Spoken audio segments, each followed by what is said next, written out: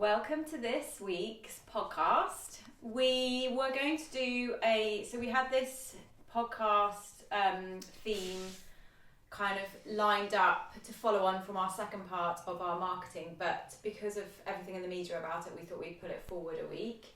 So we are going to discuss social media, and we were going to talk about the benefits and the positives and the negatives, and then everything that we've seen in the media about adolescence. This week we all decided to watch it and we thought we would do the podcast. So I'm Holly, this is Love Unravelled, and this is Lloyd Christmas.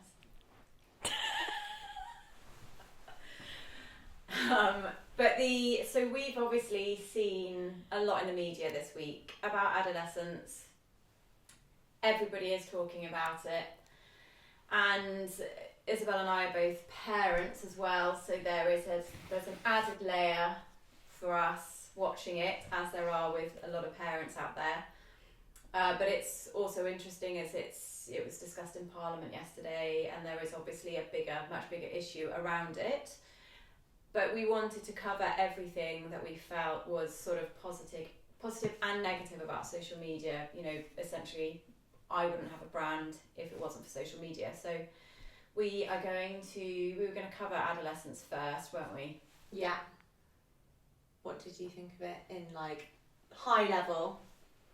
So I binged it on the when I went to London this week, because I don't think that Charlie would enjoy watching it. And I really loved the first episode. I did find it I found it thrilling. And the boy who plays Jamie is amazing. He's so brilliant. He was so well cast. And he's never done anything before, which is amazing. I didn't know that until Grace said that on the phone yesterday. I know, which is amazing.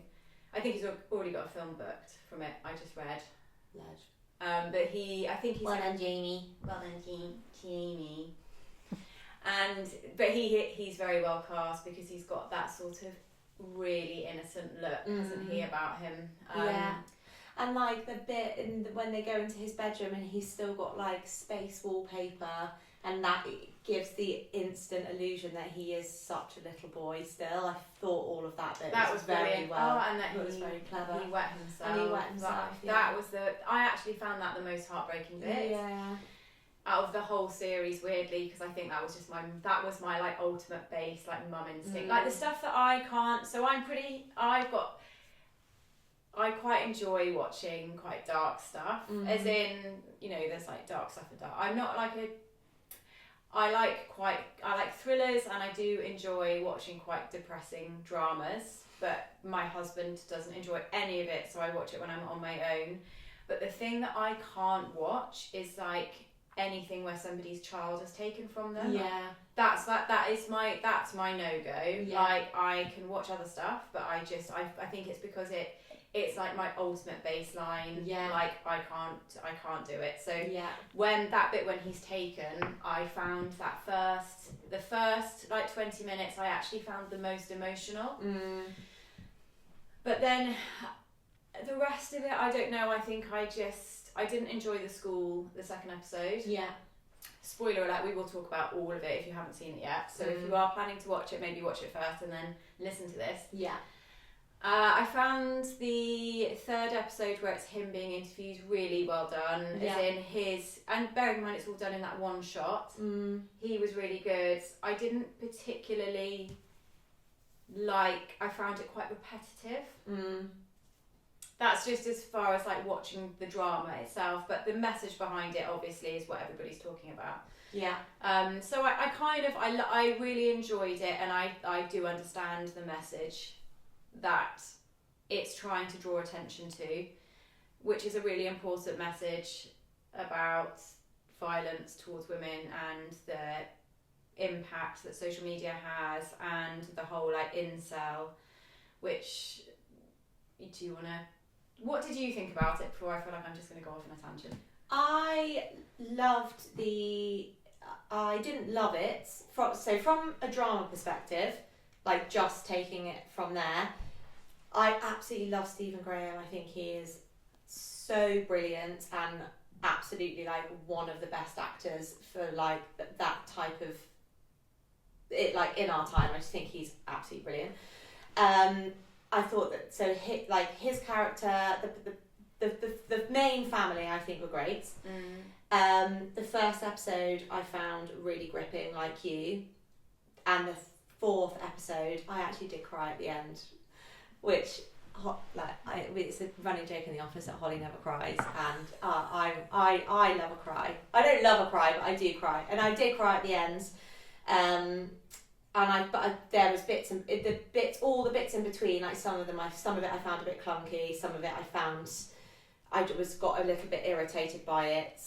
Which bit did you find clunky? I found, so there was just parts of the storyline which were a bit like, oh, we'll do that bit, and then it wasn't really ever followed up. So like the bit where he chases Ryan out of the school, and Ryan's then like, it was my knife, but then nothing, there wasn't like a consolidated follow-up on Ryan. That's been quite a lot. The negative stuff's been quite... Yeah, and like there was nothing else on, so their other friend, I can't remember what the other friend's name was. Maybe Tommy? I can't remember what he was, but then he knew he was hiding the knife, and then nothing, I don't know, I just felt like you were given these like little snippets, but then I suppose ultimately, if you step back, the 4-part series wasn't really about the whole story. They were just it was the message that was being drummed across, which I think was, and I do think the last bit, I've had conversations with parents about adolescence, and then people who answer like Abby's perspective on it, and I was talking to my brother about it this morning. Has he watched it all? He hasn't watched it. He's watched bits of it, and I was explaining to him about it, and his immediate kind of,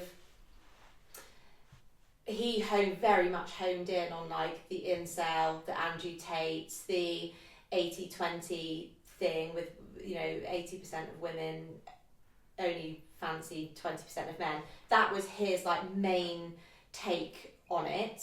Whereas as a mother, it just got me so in the feels with like the bit, like you said, the bit where they're taking away, regardless of what your child's done, like that feeling of your child being taken away from you forcefully, or not forcefully, just taken away from you in any capacity, is horrible.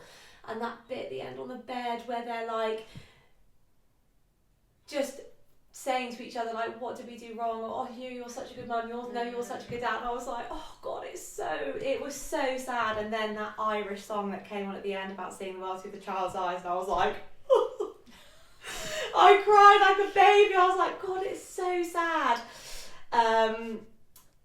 So I did really enjoy it, and I think James my husband would find it a harder watch, because he's 20 years older than me, so he's got a different perspective on social media, again, different to me.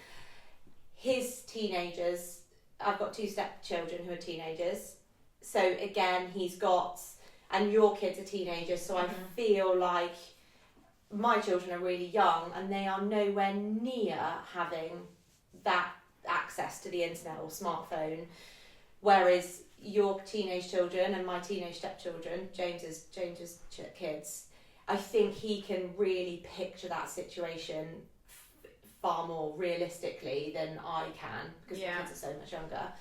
So I think he would find it harder to watch. And actually his colleague, James and I were chatting about it last night, and he said, my colleague James literally watched half the first episode and had to turn it off because his son Freddie is 13 years old, and he was like, it was just too much for me to watch, to think that could, that's happening, that could happen, or is that association is the word I'm looking for. The association was just really too close. But yeah, it was really interesting listening to people who don't have kids, and men and women's different perspective on it. I think it has done really well at driving a lot of chats.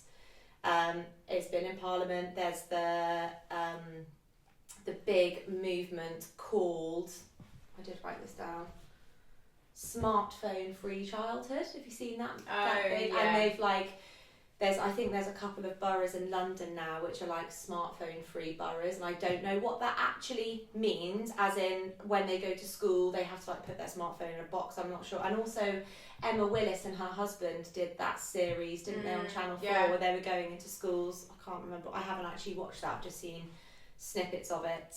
I think because I've watched Adolescence, if I go onto my Instagram now, It's like lots of that. stuff is like just showing me. But as it definitely has made me go, I would love to follow that smartphone free childhood like for my younger two. But I wonder if do you think that there's going to be a shift in the usage of smartphones with kids? You know how like when I was at school, smoking was like still really cool, and then when my two stepchildren were kind of late, like very early, sort of 11, 12, early teens, they were like, when they saw people smoking, they were like, oh my god, I can't believe they're smoking. Do you think there'll ever be that kind of shift? Like, it suddenly becomes actually not very cool to have social media, or not cool to use like emojis, or not cool to, I don't know, have a smartphone. There's definitely going to always be that sort of circulating trend. I think there is an element of that now where it's people consider themselves cool to not be on any social media. Yeah. Like my brother. But does your son have social media? He has got it, but he doesn't post anything. Yeah. So he like watches. He will send Charlie like silly cat videos, and him and I send each other cooking videos, but he doesn't post on it. But I don't. It's just really tricky because there's that element where it is obviously there's a lot that is. There's so much on it, but at the same time, the world needs them to be totally up to date with what's happening for their kind of careers and what they're, where they're planning to do. I mean, they have to understand it, because if they go into any job and they don't know about how to use anything, I feel like that will really hinder them. So I don't know. I definitely think there are some people that use, but then it's the same with us, with our generation. Yeah. Think about all those people that have got profiles but they won't post, but they watch everything you're doing. Yeah. And it's just part and part. It's like part of life. Yeah. But I don't know how I would navigate it now if my kids were your age. Yeah. I feel like mine are that much older. Like I couldn't, to take social media away from them now would be a really odd thing for me to do. Yeah. But do you think teenagers themselves will, the aftermath of things like adolescence, and do you think they themselves will become more boundaried? I think they are. I think when you think back to like going to house parties, like for me, when I was my son's age, going to house parties, everybody's like drinking and doing whatever, and no one had a smartphone, so nobody was posting it on Facebook. Yeah. My parents couldn't like snoop to see what if my friends are posting any photos.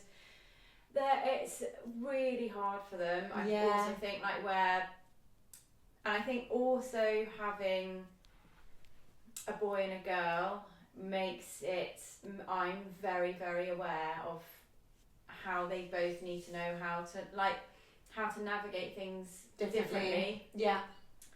And it just, what you're saying and the way that it's used, I also think it's good in a way because it protects kids from certain things happening. There was a child that was locally who was like beat up in town, and somebody filmed it, and then that goes around, but then there are kids that might be there who weren't actually involved. Like all of that stuff, it makes things like that really murky. And at the same time it protects them, but at the same time it's really hard because they you know, making sure they say the right thing. But then I feel like some kids will use that to their advantage and will make complaints against people that aren't necessarily, you know, it's so tricky. Yeah, it's it's like a big web, isn't it, that it's almost impossible to untangle. But I do think ultimately all of this I do think it is moving in a better direction, or like the education around it is definitely people are becoming more and more educated about it, because actually the messages around all this stuff, like you said with the house parties, like it kind of it's always been there. It's just that we have access to seeing it. Yeah. Whereas before you didn't have that. Yeah. It is quite scary. Well, if you really think hard about it, it is quite scary. But well, hopefully who was the producer for Adolescence? I should probably know this. Brad Pitt was an executive I did producer. See that on the credits. That's had quite a lot of backlash because of him. Yeah. All that stuff that happened with him on the plane, where those documents were released. But I found it's really hard because I do think as well that a lot of that, there's a lot of that, so access to that social media and being sucked in to kind of being told how you should think, or the what's it called? The word for it, where it's like the sort of male domination. Oh, like masculine. The toxic masculinity. Yeah, the sort of what they were describing as the red pill. Yeah. But it's in adolescence, and that's something that I've not really heard much about and then obviously reading about it. That's always going to be there, but as far as sort of us watching it and panicking for our sons, I think a lot of that is, again, it's like they talk about what they could have done as parents, and there is that sort of nature versus nurture, which is what we talked about after we watched it. But there's also an element of just constantly instilling confidence in either male or female, so that you have that strength of mind to be able to, if somebody is trying to influence you, that you can think, well, I know that that's not right, or have that. It's being able to if you step away from the crowd, like anything, having that confidence. So whether it's a trend, whether it's a thought, sort of kind of influencing the way that you should behave or do something, if you have that strength of mind and strength of yourself, you should be able to not be influenced in a way that's obviously toxic in this case. I think that's it's deep. We're going deep. It's very deep. I'd love to actually watch some interviews with Stephen Graham and I don't know the name of the actor that plays Jamie, but I'd love to, more so Stephen Graham as an adult, I'd love to watch some interviews with him, like him talking about the aftermath of the programme and what he thinks the positives are, or whether they're shocked by how much hype it's got. Be so interesting to see what have they achieved what they set out to, or has it gone way bigger than they had anticipated, or was the main message that they wanted to get across, is that what's come out of it? Or I'd love to know. I think that is the whole point of him creating it was because he wanted to get that message, because he kept reading about knife crime happening to young girls from young boys, and it wasn't like a specific area where it was a rough area in the country, it was all over the country. So he was like, this seems to be something that's happening on a regular basis, and it doesn't seem to be like a particular area where it's awful knife crime, it seems to be something that's popping up all over the country. So that was his reason. His wife plays the teacher who consoles Jade, the best friend of the girl that's killed, when she starts the fight. Oh my god, that's his wife. I didn't know that. No, I know. God, he's so clever. What have Have you spoken to your children about it? I have, but they're more. It's more like they haven't watched it. Yeah. And I just wondered if the schools have spoken to them about it, which they hadn't, and just their sort of the media. But I don't know. It's quite interesting because where Jamie's the boy from adolescence is being asked about his dad, and he's very defensive about his dad. He's very protective about his dad in the interview. He doesn't want him to be like pulled in any way, thinking that when the psychiatrist is trying to evaluate him, he's basically like, I didn't do this because my dad hit me, or my dad's been violent in any way. But he never talks about his mum. He's basically like he obviously idolises his dad. His dad's a plumber, and his character, and he works really hard and provides for his family. And his dad is quite a sort of lad. He's really into sport, but he's not. But he was very clear that his dad was never violent. He describes him at one point as being a kind man, and I think that's a bit that made me feel a bit unnerved, because I was like, my kids always would only ever describe Charlie as a kind man, and I'm like, they watch their dad being always kind to their mum, but imagine if they turned out to be psychos. Yeah. God. Please don't be psychos. Don't be psychos, you two. That'd be bad. But no, they haven't watched it. Would you let them watch it? Yeah. I mean, they've watched way worse. Yeah. I wonder whether they will roll it out in schools. Is that what the... I think that's what they're discussing. Actually, and I asked in our bar class, there's a teacher who, there's a couple of teachers actually, I think, who are in my bar class, and we kind of lightly chatted about it, but they hadn't watched it yet. I don't know, I guess all of that stuff is just... Can you imagine being a teacher,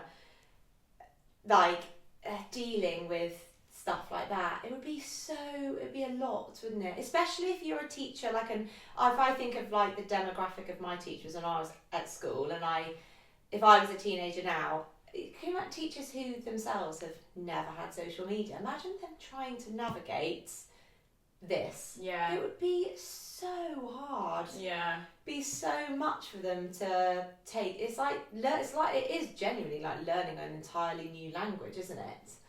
God, it'd be so much. Or like a head teacher of a school like this, all of this kind of stuff being loaded on your plate. I kind of feel like they're not given enough. There's not enough respect for teachers when, if you think about them dealing with all of this stuff. Yeah. Oh, the school bit did make me like, oh I God. know. I'm sure they obviously made it so much more wild, obviously, for the programme. But you do get sucked, immediately you're like, you said it, you're like, if that was my son, I would pull him out. You get so emotionally involved in those moments. I found that bit really, really frustrating to watch, because it was awful anyway, because secondary schools like that obviously can be really chaotic. And then the policeman described it as less like a school, more like a holding pen. Yeah. For kids where they're just passing time until they... And I think what I found really hard was that I don't know if she was the teacher that was showing them around, who just she had no authority, no presence. She wasn't the head. She worked in the junior school or something, didn't she? She worked in but she was kind of constantly being sort of meek and oh, is this okay? And then she would just just turn around and scream at the kids. And it was I really remember when you meet people like that, and they try and just be nice and mild mannered, and they don't know how to sort of have any presence or authority, and then they just snap the whole time, and it was I found that really hard to watch. I would love to watch a whole breakdown of the reasons behind lots of those bits. And also the woman who plays the policewoman, was kind of Yeah. walking around like a sulky teenager the whole time. I didn't get that. Was another was- thing that I didn't get her story, because she was really like triggered all the time. Yeah. She was always She said she really didn't like the understand. fact that the case would become so well known, but that people would only talk about him. And not her. Yeah. But then she walked around the entire time with a face like a slapped arse and didn't really say anything. That to me was a bit like, Yeah. what's the point of you even being there? I might have missed something really big, but I also didn't truly grasp why the policeman and his son's relationship was so fractured. I just didn't get that bit. I feel like that was him kind of saying at the beginning that because his son was trying to wheedle out of school and he was contacting him as opposed to the mum who was kind of ruled a bit more strictly, and he was like, oh, he sees me as a soft touch, so if he ever wants to get out of school or wants something, he comes to me. It was almost like because he was working all the time, there was that. It was a little bit, it was kind of adding to the whole theme where it was like all of these adults were sort of scared of the kids and they didn't want to offend the kids, and they didn't want to frighten them, and they didn't want them to not like them, so they were all really like, is it okay if I ask you this, and do you want to come into the car, or is it okay if I take you out to the fish and chip, if it's really, if your son is being that standoffish with you on a permanent basis, you'd be like, we're going to go and chat about this, it's not up to you, we're going to have this conversation. I think there was an element there where it felt like there was probably no I don't know. Maybe there'll be like a adolescence breakdown to I reckon there is, like the little nuances. There seems to be a lot of behind the scenes stuff I've seen popping up where maybe they're talking about elements of the scene. I don't know. Well, they've done very well, haven't they, with like how much it's being spoken about. Like every aspect of it is obviously it's done a good job. So what's moving on then? With to like other areas of. Do you think that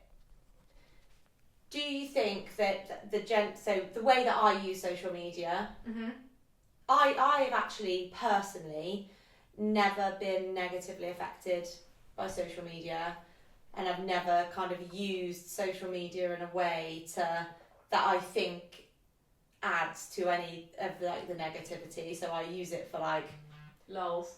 I use it for the lols, but I use it for like looking at. I kind of use Instagram like a search engine, and actually I feel like my social media platforms are really limited as of what I've used. So first of all, when I was in my teens, started with Facebook. I've never really used it. I only actually have TikTok now to like follow the slow love stuff and kind of when I send you look at that. videos. But every time I go onto TikTok, it's like Holly Von Block has sent you 18,000 videos.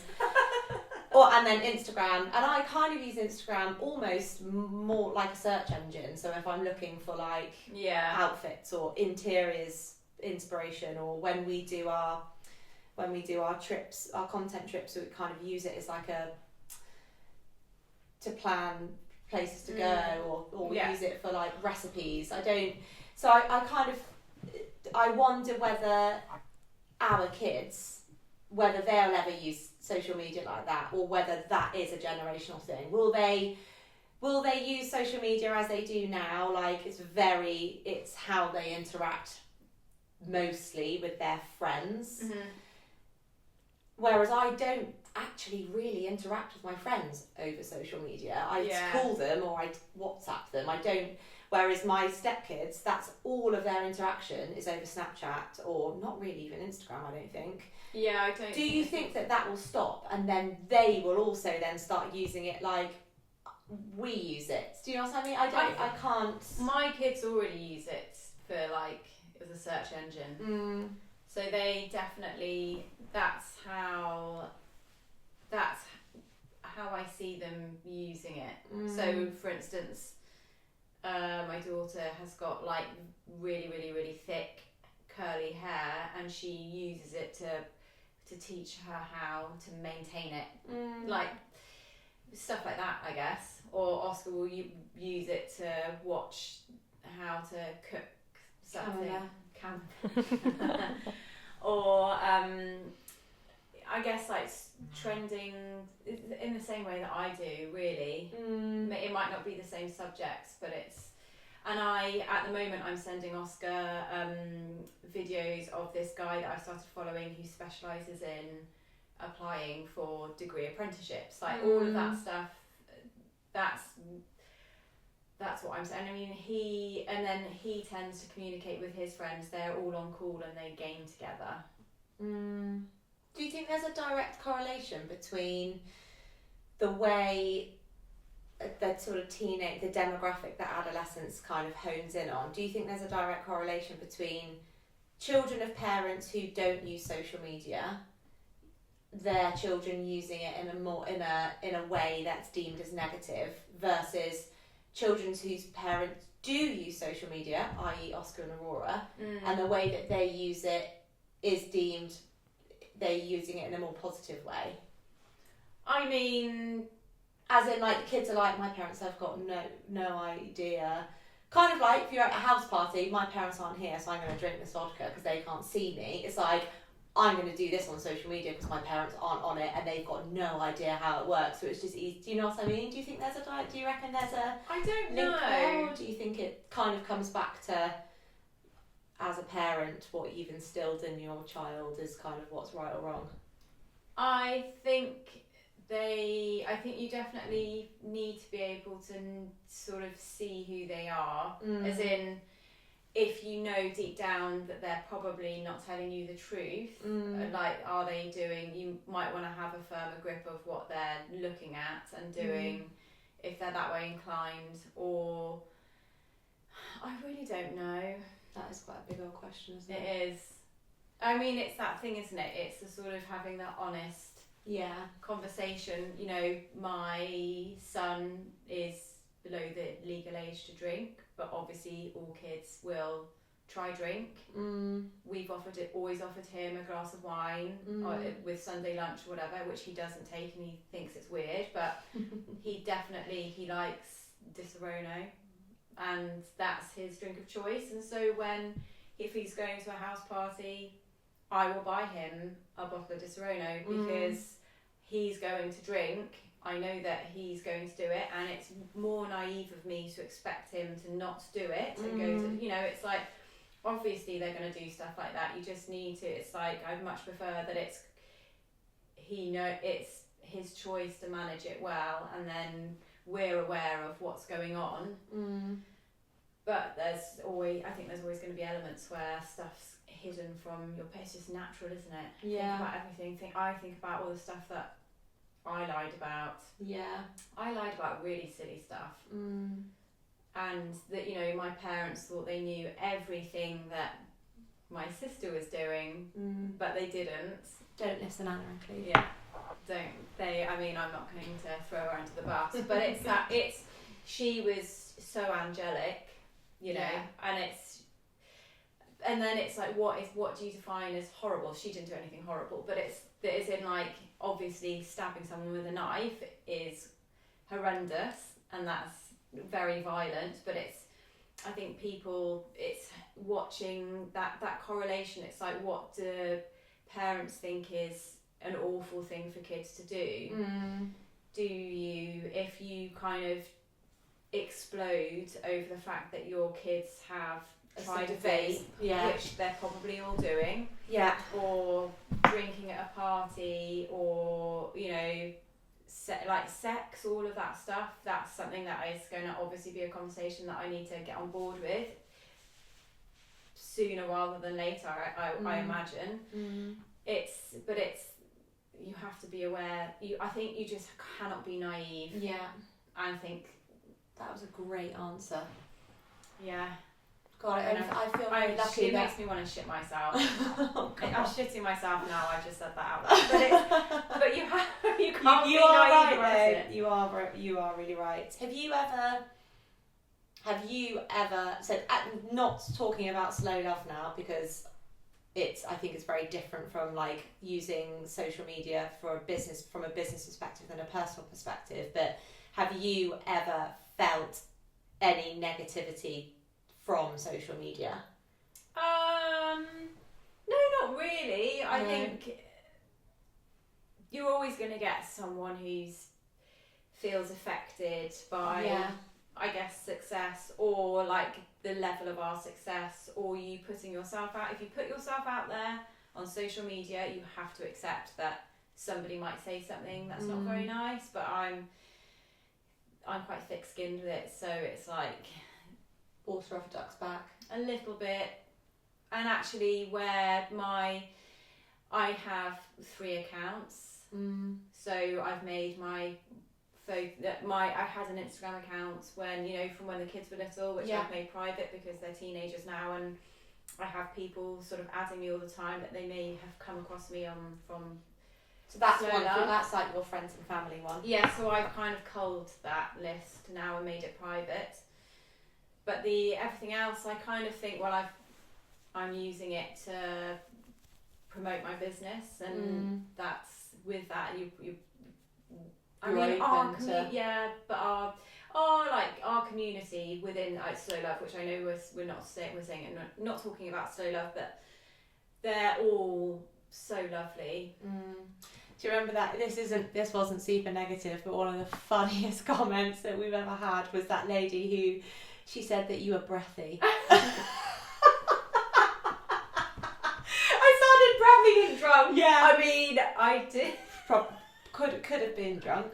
If it was a warm Wednesday afternoon, we are partial to going for a little glass of rosé if it's the weather, if the sun is shining. Yeah. But it was so funny. But she posted it like, there's all of the kind of caricature descriptions of people of a certain age on Facebook, still writing on your Facebook wall, like, hi, it's Janet, how's you, tell your mum I said hello.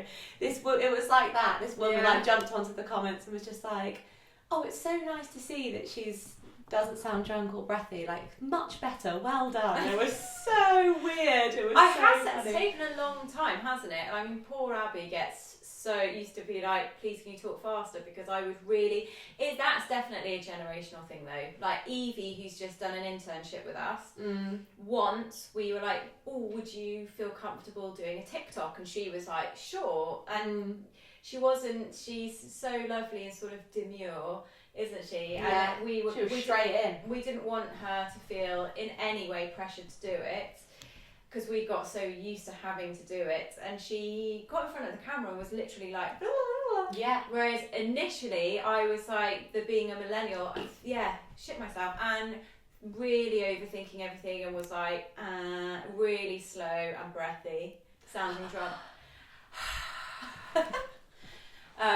But no, I mean, with work, it's always just the same. We just get the same. It's always the neggy stuff is always the same, and it's kind of just, it's like, how much for a jumper? Yeah. And the people that write that just aren't our customers, because if you understood what you're paying for, then, and actually our customers kind of jump to our defence. It is. I love when that happens. It's like a low grade pub fight. Yeah. Someone throws a punch at the price of the jumpers, and our customers are like, oi! It's great. I think it's I've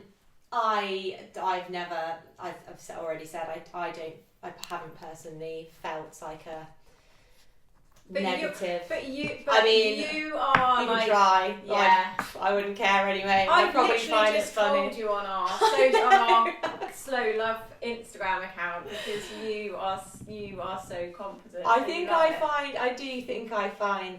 just find ourselves funny. Yeah. I am the funniest person I've ever met. But I think I do find that whole trolling thing just so bizarre. It's such a bizarre thing, and it's crazy that it still happens, and I do think it's becoming more of a thing that influencers or people who are putting themselves out there, if it hits a nerve on one day, then kind of, before it was like, I'm not gonna name and shame, whereas there's a lot more just being like, are you really gonna do this? But I do definitely still think that there's a, whether you're affected by negativity on social media or not, I do still take a lot of what I see on social media with a pinch of salt. Yeah. Like there is still that, the majority of people are still showing like the shiny parts of their life, or like, and I think that's just like a human nature thing, isn't it? I'm not saying not everybody does, and I'm not saying that that's people are being false by doing that, but I do think it's still, you always have to be so.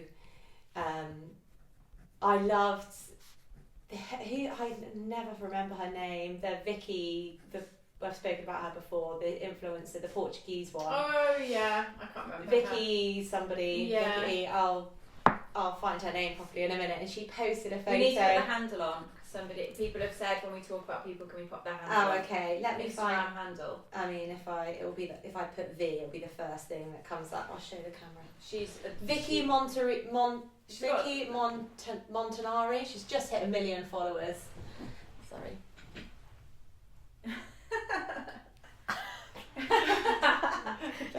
What little bit. Yeah, there. Sorry, I've been directed. Abby's choreographing me. She is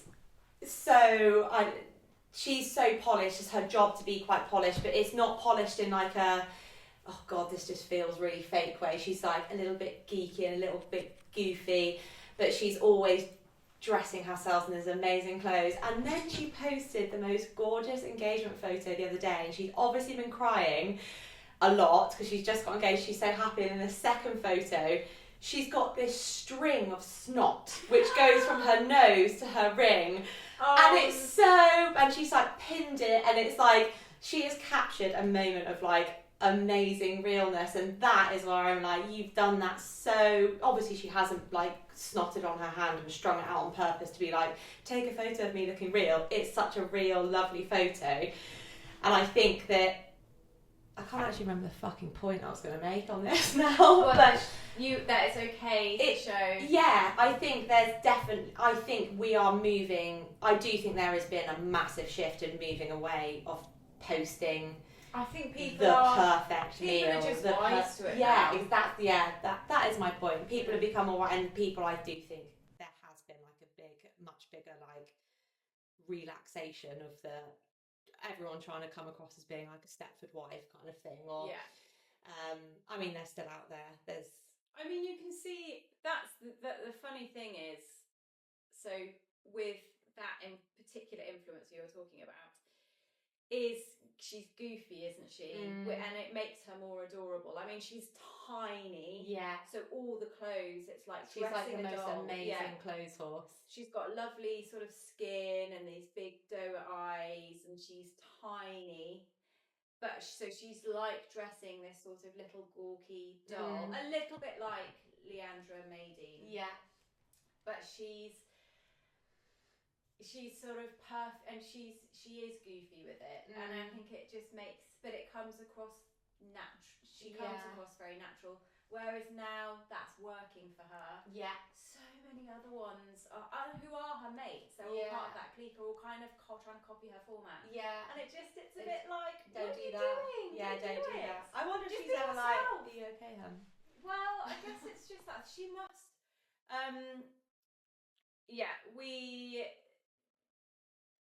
Do you think, like, I just think watching it, it makes me feel a bit cringe. It's the sort of replicate. It's just like, just be yourself. If yourself is actually like being a bit boring, if you are just like a bit boring, think about Calvin Harris is the perfect example to use. Literally the biggest DJ in the entire world, worth hundreds of millions, Vegas residencies, you know, just like anything he does, he like touched it, turns to gold. But watch him in his Instagram videos and he talks about his fucking watermelons or whatever he's gardening. He's boring. His inner like being is, he's just a bit of a nerd, he's a music nerd, and he's boring. Obviously if you're into gardening, that isn't boring. That's my point. It's like he doesn't try and be like flashy with his models everywhere and like spraying champagne over himself and all his fleet of mega cars. He's like, look at this fucking watermelon I just grown. But that's what's quite nice, and I think it's where, like with us, we like to. I feel like we're not polished. No. I mean, we're not supermodels. I'm a highly polished individual. But it's, you know, like we don't work in New York as much as I would love to. Yeah. We're in this tiny little market town which isn't known for high fashion, and we specialise in knitwear, but you know, we're kind of bumbling our way through growing this. I mean, obviously we are doing very well, so something is working, but it's not, we're just doing it to fit around our what's working for us. And actually we don't try and look, we do go for a glass of wine if it's a nice day on a Wednesday, because we'd finished all of our tasks for the day. The weather was fucking amazing yesterday, so why shouldn't we enjoy, you know, realistically we weren't going to do anything productive in the office for that last hour, so we went for a glass of wine. I think that the world of social media, if you're using it for, I think there's definitely a divide here between using it for a business perspective and then using it for your like personal, you know, personally. I do think there are two very different avenues, and they cross over a lot. But I do think, even though people are being more real, I do always think that the message of take everything you see on social media with a pinch of salt should always stand, because people are obviously, there are more people being themselves, but still, even like things like, I think people, I'll use you as an example just because you're here. I'll make an example of you. There will be people that don't know you on a personal level, and they see you every day in amazing knitwear, and it's like people forget that you look shit in your pajamas sometimes. You probably don't, but Charlie's on the other side of watching this being like, she doesn't actually, she is thinking. But do you know what I mean? It's like there's that, people make this perception of people's life from like a post that they see, and they just expect you to look like this all the time or behave like this all the time, and it's like, it's such a weird thing that people just forget that you're just a real person and you've got real problems, and you have diarrhea sometimes, and that's normal, or like do you know what I mean? Or the opposite. Or the opposite, yeah. But do you know what I mean? It's like these silly, people get so into social media and just forget that it isn't. There are snippets of real life, but on the whole, it's not real life. One of my fears, talking about that, one of my fears for my own personal and really kind of related to the brand is people's expectations when they come and meet us. And I genuinely get nervous because I don't want to be a disappointment. Yeah. I've been with Holly sometimes and people are like stood in front of her and they're like, and then Holly's like, and then just two people just there like looking at each other like there's going to be some like miraculous thing that's going to happen. I think it's just such a funny thing. It's because I freeze in fear of being a disappointment, because you're so funny in real life and I'm like not as funny basically. No, I'm just like a little bit awkward. But I think also when I've met people that I've followed online and I've been really surprised by how different they are to their like online persona, and I'm not going to say anything negative, but I think in a way I've kind of marvelled at how well they've portrayed themselves, and it's a lot of upkeep, but I think I don't want to ever come across in a way that we're not, so I want us to be true to how we are, and I hope that is the experience people have, but that's definitely a fear of mine. And I also now my thing is like, where if I'm like, an example is, so a few Saturdays ago, my son and I went to go and get lunch together, and somebody in the queue turned around and was like, "Oh my, you're Slow Love," and so she was lovely, and we chatted in the queue for ages, and she turns out we had a mutual friend or whatever, and we were sort of chatting.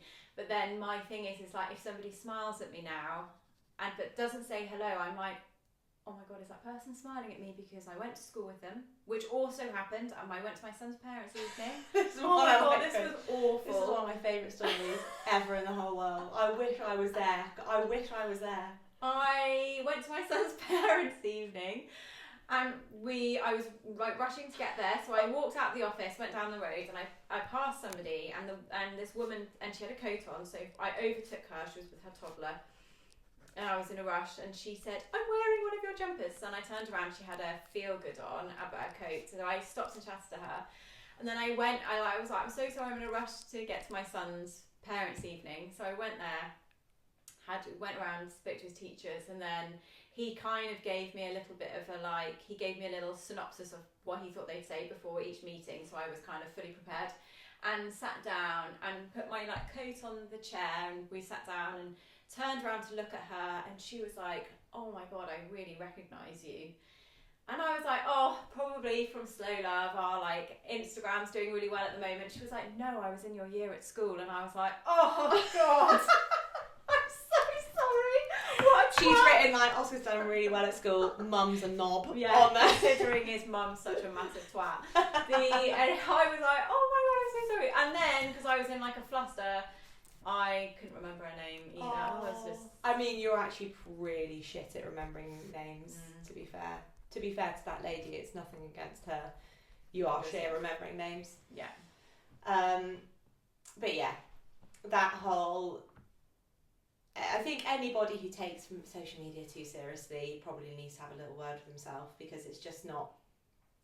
although it is, I do think there's a big element of it that's moving, especially from brand perspectives and people who are using it as their jobs. I think that realisation of kind of being more real, being more relatable, but definitely still take it with a pinch of salt. Yeah. 100%. Also, if you're comparing yourself, comparison is the thief of joy. No matter which way you cut it, eventually it's going to steal some kind of positivity from your soul. If you start comparing yourself to somebody online, you're setting yourself up for failure. At some point, you're going to feel some negativity from that. So just, it's easier said than done, but don't do it. And the second you feel like you are getting into the point of being like, "Oh, they look like they're doing this," or I want that, or they look... Sounding the moany, that's what I find just hard. take yourself away. Yeah. Take yourself away from social media. Have a break, because that... you comparing yourself on a platform which is not real life is such a ridiculous thing to do. We talk about this a lot, don't we? Yeah.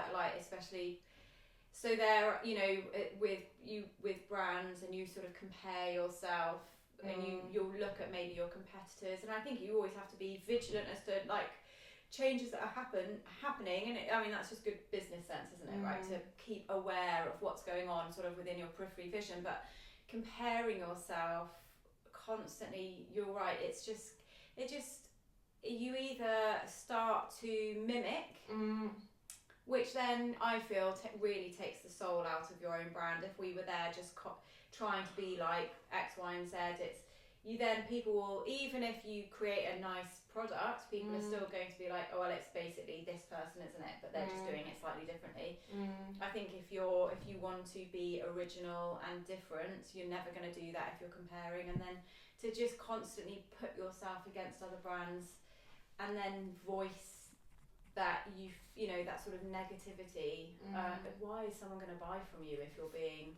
Why will anybody want to follow you if you're being constantly sort of negative? I'm not saying everything can't always be joyful, but there's definitely a level of handling it. Yeah. It is I think I quite often have. I never feel the need to, you know, when people are like, oh God, I'm going to go on like a break from social media for 48 hours. I've never got myself into such a hole of social media usage or being on my phone that I've felt the need to do that for like for myself. But I definitely feel like that's a... You would miss all of the great memes I send you. Yeah. If you are not on Yeah, I would. But I think if there's a... that probably... My husband's probably like, you could definitely spend less time on your phone. But what am I trying to say? You've never felt the need to tell everyone. Oh no, not even tell everyone. Just more like I've never felt the need to like have a break from social media. But I recognise it's because I just don't feel I've never felt that negative impact of it. But there is that funny thing when people do really make this big announcement that they're having. It's that in itself, I think, is a negative impact from social media. Like, who cares? It's that little bit of like, don't forget about me. Do you know what I mean? Yeah. That like, it's just turn it off. Yeah. I think I think there are people who do it, like YouTubers who maybe say that they won't be online for the weekend or whatever, and maybe if you were just to say, look, I'm effectively closing my shop. That's different though. From a business perspective, yeah. It's like, if you're wanting to buy from us, like we're still open for the weekend, we're just going on or like we're just closing we're going to be not very present on social media, blah, blah. That's different. But being like, I'm not going to be present on social media because of just something that is just, do people care about that? No. Do you know what I mean? Yeah, it's yeah. like, again, this is both, I actually think it's both ways, if you're using it for your business or using it just personally, just turn it off. Is anyone going to miss you? Do you know what I mean? Yeah. From like a personal perspective, I don't know. Maybe I'm being really cynical. We've talked about this before. I was going to say, to your parents, we know that Helen uses Instagram. My dad wouldn't have a clue. Yeah. Actually, none of my brothers are really very active on social media. My oldest brother never really used social media and now does for work. Yeah. So he's a landscaper, so he uses it for landscaping. And my other brother has absolutely no presence on social media whatsoever. And then my youngest brother kind of, I think he has it, but doesn't really use it. He doesn't post maybe once a year, like very much once in a blue moon. They have it and they'll all send each other funny things or whatever, but they're not present on it at all. My mum uses it, but actually mum uses it really sparingly as well. She is an avid photographer, amateur photographer. Her photography is very good, but she's certainly not a professional photographer. So she follows lots of photographers, and unfollows them and refollows them and unfollows them and refollows them. The classic Helen Walker moves. But she's not like a... Has your mum ever bought any? Has your mum ever found brands? Probably yes. Mum loves buying anything. I don't know actually. My mum definitely has bought stuff. Sorry, my rings keep smacking on the table. My mum definitely searches for brands. Like, she doesn't search for brands, but she definitely has come across brands through Instagram. Yeah, I think. My dad doesn't. My dad doesn't. I can't imagine he your gets dad FOMO. on social media. He, like, for instance, when we went to New York for autumn winter, and we did the live to showcase the autumn winter collection. My mum streamed the live video through her Instagram, and my dad had like the ultimate FOMO. So he basically was like there watching it on her iPad. That's cute though. That's so nice. That is so nice. But yeah, I feel my family aren't really big. And my husband James, he's got it, but doesn't really post anything. You right there, Liz? Abby's yawning. Abby's just, we're boring Abby. That's our cue to move on. Would you rather? Oh, this is a good one, yeah. I've got a good one. Every time we try and think of would you rathers, it's really hard because they definitely would get us cancelled. So, would you rather marry, like, so at school, think of like one of the biggest characters at school from either the school bully or like the biggest school clown. Would you rather marry that big character that you had in your school back then, when you were at all those years back then, when you were at secondary school, long time ago, or wake up in Vegas next to your best friend's brother? The Vegas one. Then I'd wake up next to Joe, wouldn't I? That's my brother. Who actually looks like a younger version of Holly's husband, which is quite funny. They're like little mini. What would you do? I would. Oh, if I think any of my best friend's brothers, I'm a bit like. I'd be mortified. Adam. Don't make me feel sick. Yeah. I'd be weird. I'm trying to think who my. I'm trying to think of bullies at school, to be honest. I mean, I wasn't ever bullied by boys. I was bullied by yeah, girls. that's what I was thinking. Like, if I was going to, And I was probably the biggest character in my school. I'd marry myself. It'd just be me and me. were you ever bullied by? I was never bullied by a boy. I was never bullied by boys. I was only bullied by girls. Yeah, I probably had the phrase that has been thrown at me is probably like, you're a stuck-up bitch, or why don't you smile? Normally, would have normally been the thing, and I was like, yeah, I probably am a stuck-up bitch because I don't like you. You know those memes going around where it's like people say, why are you so quiet? And it's like, because I've got nothing to say to you. I've got nothing to say to you, or I'm trying not to be a see you next Tuesday. I feel like, what would my answer be? I mean, I'd marry myself. Yeah. Me, myself, and I. Me, myself, and I. If James is listening to this, it's going to be like the biggest eye roll. Yeah, I know. James is blind from eye rolling his eyes so hard. Oh God! And then actually, most of my other friends have sisters, so. Be a different life choice. You can live out that dream. We haven't met Abby's brother yet. Oh yeah. We could be very lucky, or he could be very lucky. Who knows? Right, on that note, next time. after this podcast, am I right in saying, Miss Abby, that it will be the marketing part 2? Yes. We just slipped this one in the middle. See you next time.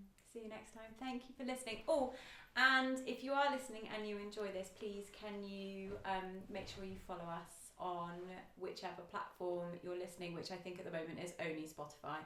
And YouTube. And YouTube. Go on then. Don't do us a dirty, Holly.